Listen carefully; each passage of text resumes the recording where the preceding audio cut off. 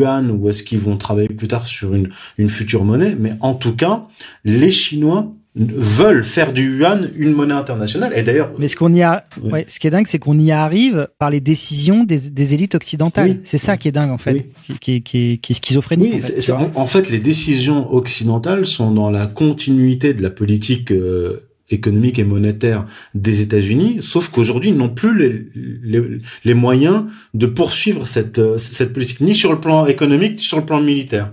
Ouais, c'est ça. Et ils ont encore cette hubris qui les fait opérer comme dans les années 80 ou 90. Cette hubris, c'est un peu comme le syndrome du membre fantôme.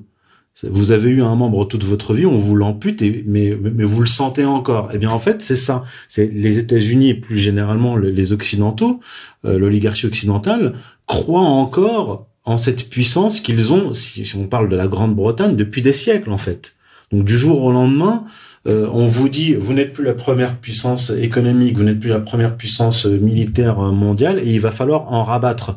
Eh bien, ils sont dans le déni, c'est une sorte de déni. Le déni de réalité, c'est le déni de réalité. Mais j'aimerais dire autre chose aussi sur les sanctions anti-russes. En fait, ce sont des sanctions anti-européennes, c'est certain, mais je pense que c'est volontaire. C'est-à-dire que je ne pense pas que ce soit simplement de la stupidité, parce que si on prend le système économique depuis les années 80 avec le tournant libre-échangiste et financier, la fin du Glass-Steagall Act, et ensuite quand on voit ce qui s'est passé depuis le début du Covid, ce qu'on constate, et ce que j'ai constaté en fait dès le début du Covid, c'est qu'il y a une volonté de détruire l'économie et plus précisément de détruire les classes moyennes.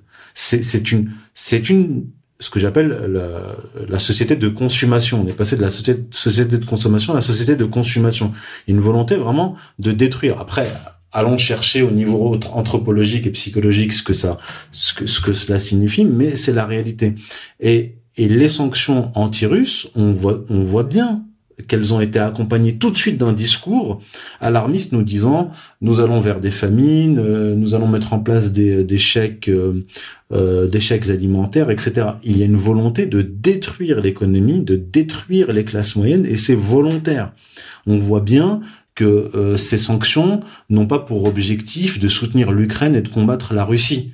Je vais dire, ils sont pas stupides à ce point-là. Je pense qu'ils savent très bien ce qu'ils sont en train de faire, et ce qu'ils sont en train de faire, c'est de détruire les économies occidentales sous prétexte de lutte contre Poutine. Parce que dans le discours, on retrouve toujours un bouc émissaire. C'est-à-dire qu'au début, on confine, on détruit l'économie, on vous dit mais c'est à cause du Covid.